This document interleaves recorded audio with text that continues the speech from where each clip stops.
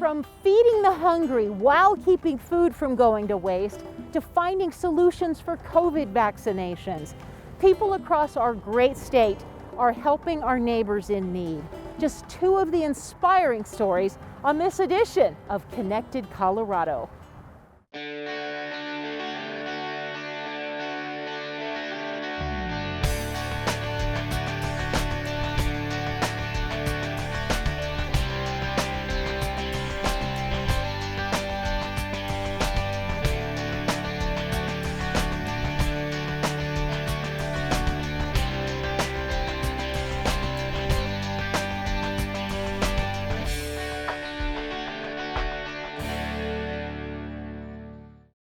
I'm Wendy Brockman with Boulder Food Rescue. We're going to tell you about this amazing program later in the show.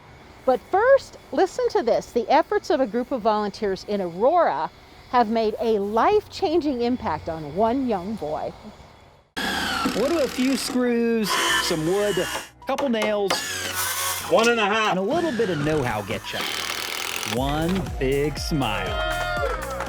He is living with muscular dystrophy, which is a degenerative disease. So he's lost some of the mobility he's had to use and then now uses a wheelchair. Before the project was completed, he would have to be carried in and out of his home by his family. It helped me get outside quick.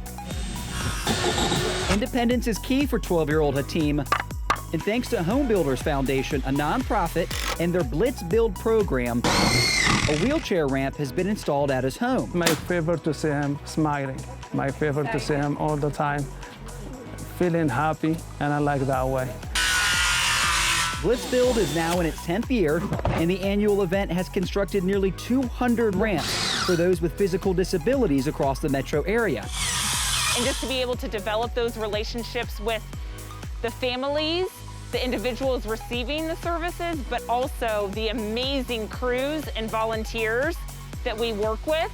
Those volunteers and sponsors are key. A wheelchair ramp can typically cost anywhere from $3,500 to $5,000. He can get out and about. He's got some brothers.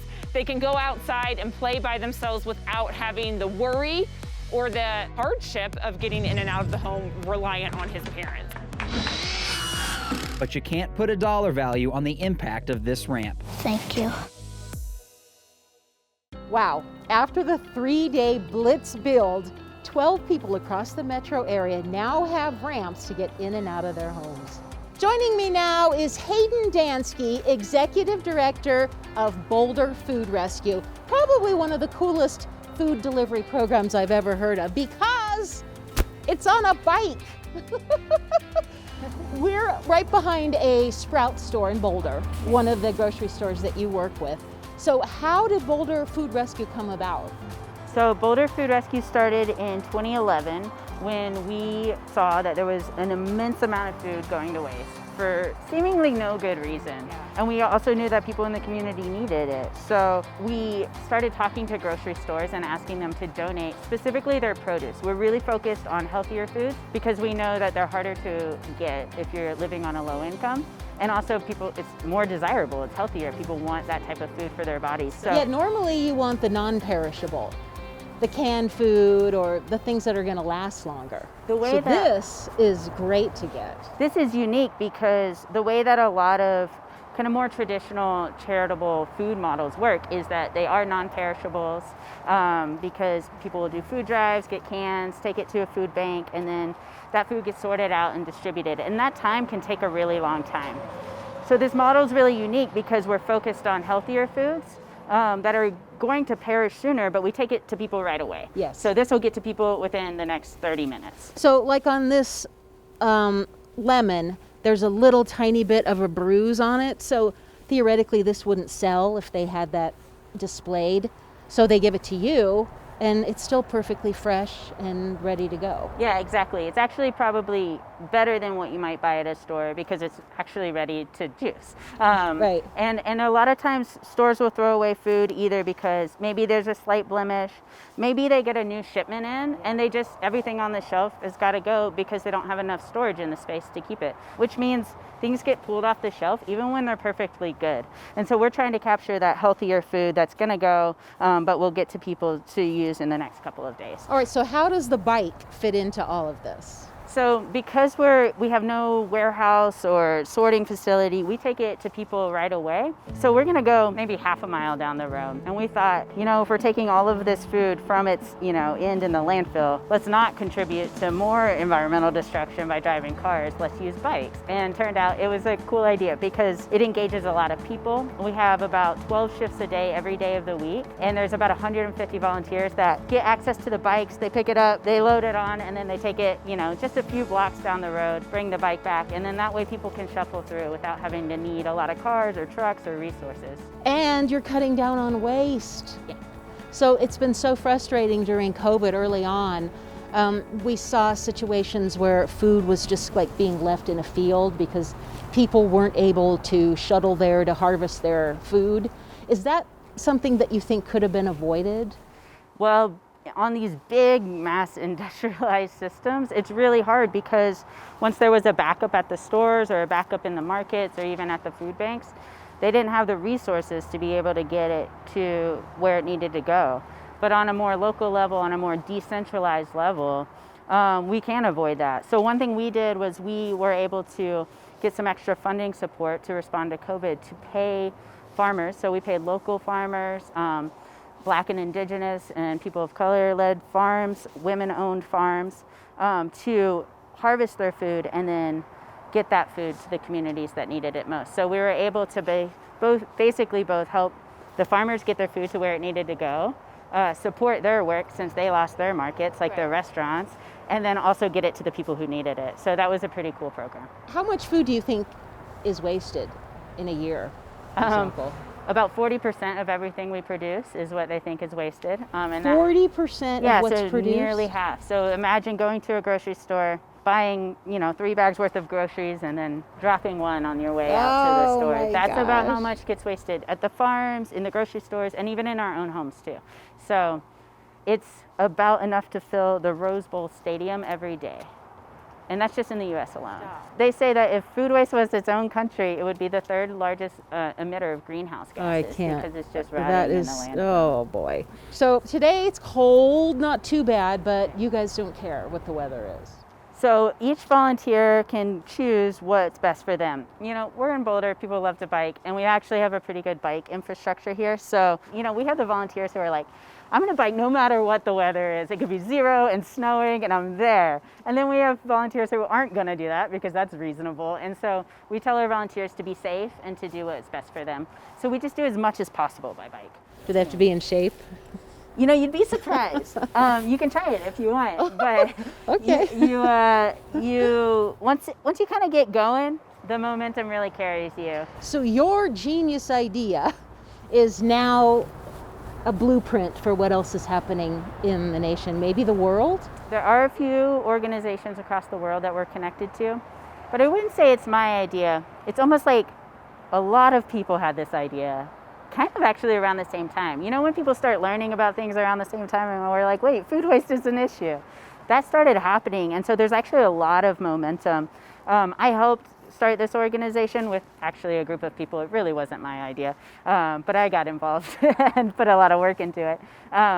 But a lot of people were doing that across the country and really across Colorado too. There's organizations in Denver and Colorado Springs and Eagle County and Longmont and Fort Collins. So we're actually kind of spread across Colorado, and we all get together and talk about that as well.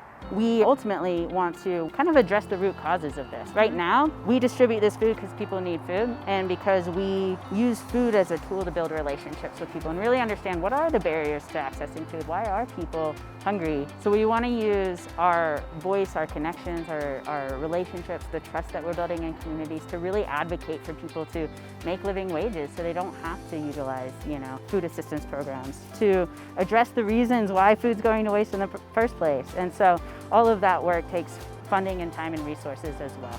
And to have something so fresh as this come to your door, avocados, peaches, that's so good for them, so healthy. Yes. Thank you for what you do. I'm just inspired, and especially in light of COVID, it's amazing what you guys are able to do, 12 visits a day.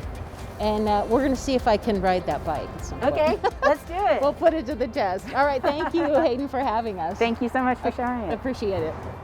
During the pandemic, the Broomfield Library partnered with Community Food Share and delivered books, STEM crafts, even mobile hotspots for some local families.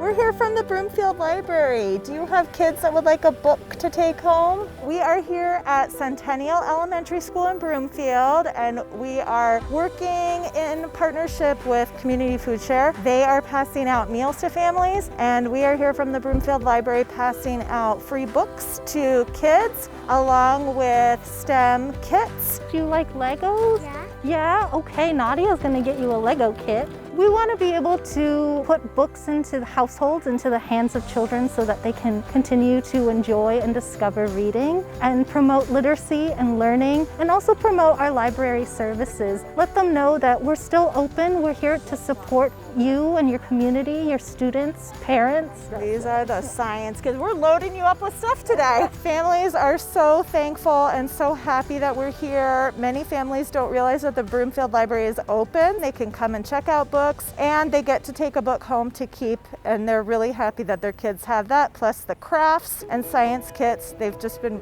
really happy that we're here. Part of our outreach here with the Broomfield Library is that we are working with a community liaison from Centennial Elementary to provide hotspots to families who are doing remote learning so that they're able to have internet access at home while they're doing remote school. Your hands are going to be really full. There you go. You're welcome. I love being part of this because I see how a lot of kids have a struggle to have an education. So being part of this is just gives me more opportunity to see how I can help other kids to be more educated. I love being able to have conversations with the community, putting a face to the library and putting a face to the folks that we serve. It really solidifies our relationship and hopefully builds a relationship of trust so that they can rely on the library for support for their education or recreational needs. Another great program helping to feed people is Community Table in Arvada. It's shopping day at the Community Table. This food bank in Arvada is one of the few in the metro area to reopen its doors to in-person shopping since COVID began. How many of these do I get? That's 3 for 1. Okay, so we'll get those 3. The program here is called Client Choice.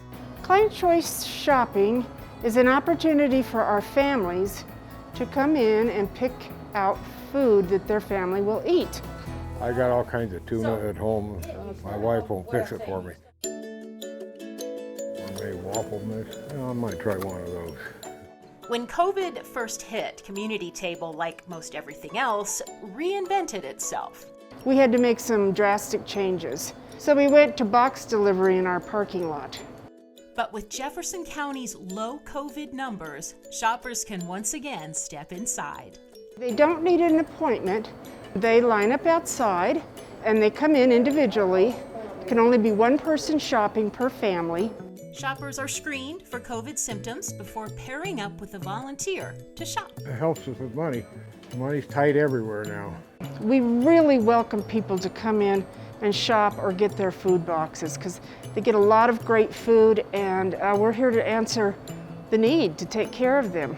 Community Table has served the Arvada area since 1982, thanks to community partners, including the City of Arvada. I would just really love to thank the City of Arvada. They have always been so supportive of us and helped us out in taking care of their citizens. They are a terrific partner, and we can't thank them enough. Businesses, plus old and new donors, and churches have all stepped up donations during COVID. So thank you, thank you, thank you.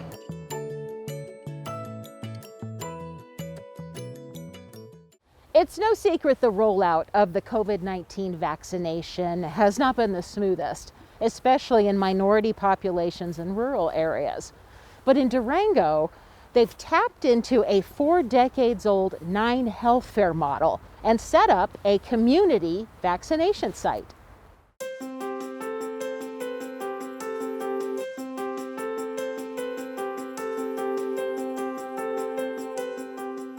I've been watching the pandemic, as we all have, for a number of months now, and I knew vaccines were coming.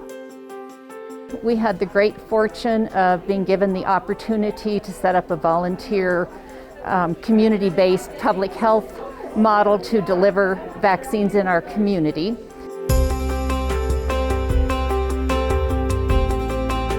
I am a member of 9 Health Fair for the past 40 plus years, and our 9 Health Fair committee in this area was happy to help put this together. We have over 300 volunteers now, just marvelous outpouring from the community, and a lot of people were so happy to have something to do about the pandemic. We have a supply team, a line management team, a traffic team, a post-observation vaccination team, a lot of physicians, nurses, community members, other healthcare providers.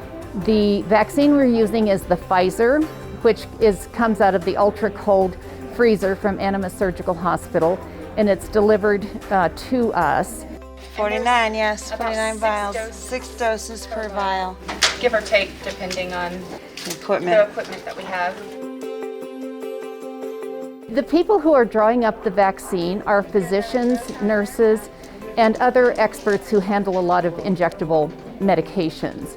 And they were hand chosen to do the draw up. It requires very good vision, very good dexterity, and they need to be able to work in a quiet environment. These are our pre-filled syringes that we work on. It's the 0.3 milliliters of the Pfizer dose. Ted Hall is the lead on the vaccination floor. He's a recently retired ICU and flight nurse, but the person who actually gives the shot is either a nurse or a doctor. We can use a variety of other healthcare providers, but mostly we have physicians and nurses doing the injections on our floor today. The vehicle enters the main entrance of the fairgrounds. We are parking about 30 to 40 cars in a batch. And all of those people come in one at a time, of course, to the 15 tables to receive the vaccination.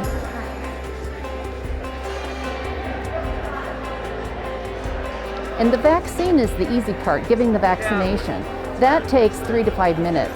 I think if we had adequate supply of vaccine, which is one of the challenges still, if we had adequate supply of vaccine, we could do over 1,000 vaccinations in a day at this site. And then they go back out to the car for post-vaccination observation. And outside the building, Durango Fire and Rescue Authority is providing us an ambulance each vaccination clinic and 2 or 3 paramedics. The people who have come to receive vaccinations are delighted. They are so relieved to get the vaccine. I'm overwhelmed by the outpouring of volunteers. Everyone is happy and enjoying being here and feeling like they have a purpose. This is just a wonderful experience. These people coming in, it's like the light at the end of the tunnel. They're so thankful. One woman actually cried with joy last week, and it's just so nice to see the darkness lifting and be part of. It's really awesome to have this kind of community support and people really wanting to come out and do the right thing and help with this pandemic.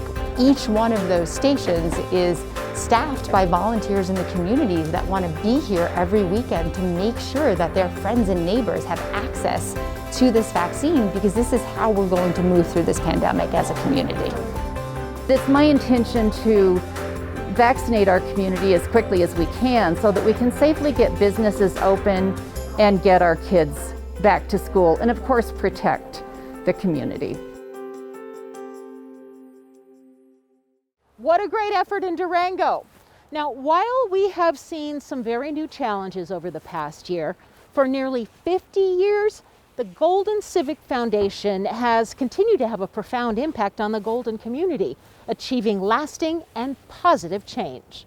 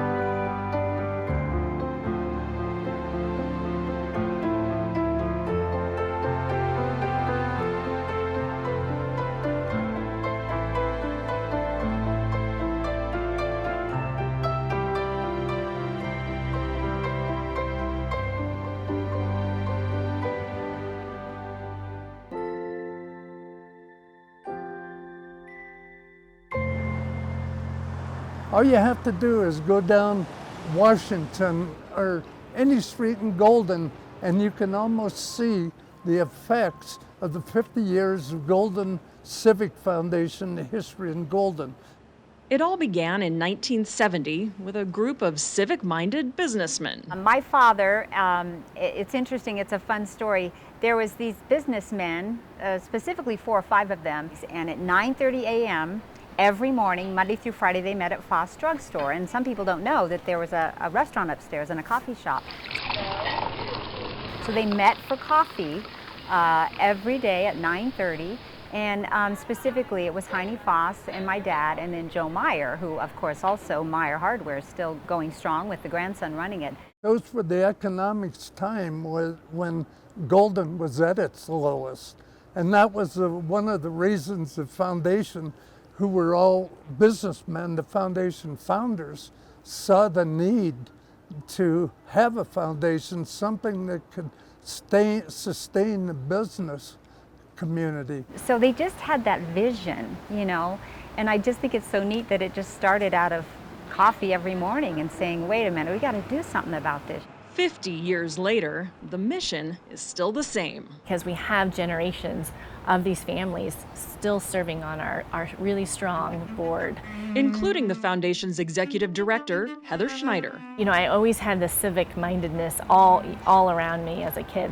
And I truly never appreciated it until I became an adult, and I came back to this town to raise my 3 kids. As everything we do it for the good of Golden. The big building projects in downtown, we had been accomplished and that type of thing. So what do we do next for the betterment of Golden? Whether it has to do with history or art or music or schools, whatever, in their own silent way, we all benefit from this foundation. Once the big projects were accomplished, the foundation pivoted its focus from buildings to businesses. They morphed it into supporting small businesses in Golden and funding businesses and giving these small business owners a chance. The truth is that the theater would not even be here if it wasn't for the Golden Civic Foundation. We try to support them as much as they support us, because that's what you do in a small community, you know, around the arts, around everything. Every project undertaken by the foundation is deeply personal to someone. None more than Golden Fire Captain Tom Young, who was paralyzed from the neck down attempting to rescue a hang glider in Golden 30 years ago. The Civic Foundation was there to not only financially, but they did a lot of they led a lot of fundraisers, and a lot of the emotional support was the big part of that. The Civic Foundation was one of many organizations who've helped Tom over the years, starting with a 300-person march from Golden to St. Anthony's Hospital to raise money. And they also got gathered around the outside of the hospital, and they shouted, "We love you, Tom." And it was that day that I weaned off the ventilator for 24 hours and never needed it to breathe again. They've done so much for many more people than me. But what they've done for me is, in my words, is priceless. It's been so fortunate to watch his journey and watch the impact that he still makes at the Golden Fire Department. Honestly, people would do that for anybody. I mean, that's what we do in Golden. We elevate each other, we help each other, we roll up our sleeves when times are tough. And times haven't been much more tough than they are right now. During COVID, how they've helped fund food for people to eat. It was just that quick link of networks that all came together within hours. Thank you. So I'm very proud to know that they're here helping all of us, and that when we need assistance with funding projects, they are there for us and all of us. Once this pandemic hit, by the end of the month, the Golden Civic Foundation was contacting people and ready to write checks. And so typical of the Golden Civic Foundation, we applied, they approved our grant/loan, and they said, when do you need the check? We can quickly be nimble, we can be creative, and we can plug and play wherever we see a gap, just so that we can help sustain everybody and elevate everybody together. Whether it's large projects or small loans, helping local businesses thrive has been the core mission from the beginning. The community supports the Civic Foundation, which in turn supports local businesses, thoughtful development, and many local nonprofits. Well, I mean, I think so much of the Christian Action Guild, that was one of the very first things the Civic Foundation did, and that was a huge community need that was met. I mean, with the thrift shop and the food bank, they're feeding families. It's really amazing to see the impact that collectively all of these nonprofits with the Civic Foundation support can have on our local day-to-day lives. 50 years ago, the Founding Fathers started this journey. They couldn't have had the foresight to see the beauty of what has happened to their dream, but it has happened, and today it's a reality. So I think they would be very, very happy to see that their dreams, were fulfilled, and that especially that the Civic Foundation is still watching out for the forefathers and their wishes and their dreams, and respecting that still today. A dream that can and should forge ahead for another 50 years, for the good of Golden. If the Golden Civic Foundation is going to thrive into the future, we still need that energy and drive that people have to volunteer their time. But you have three entities here. You have your citizens and residents, you have your nonprofits that serve the people in Golden, and then you also have the businesses. And it's a full circle. Each helps each other out, and that's how you elevate everything together. And I think that's what's important about the Golden Civic Foundation. We're thrilled to celebrate 50 years of impact in Golden.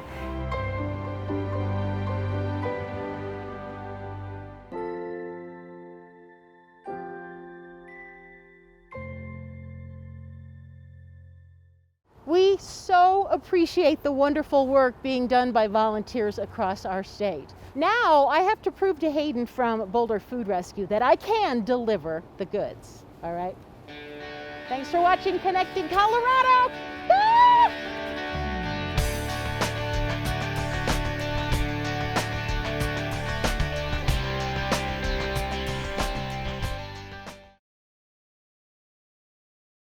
Feeding the hungry while keeping food from going to waste, finding solutions for COVID-19 vaccinations, and more inspiring stories of neighbors helping neighbors on the next edition of Connected Colorado.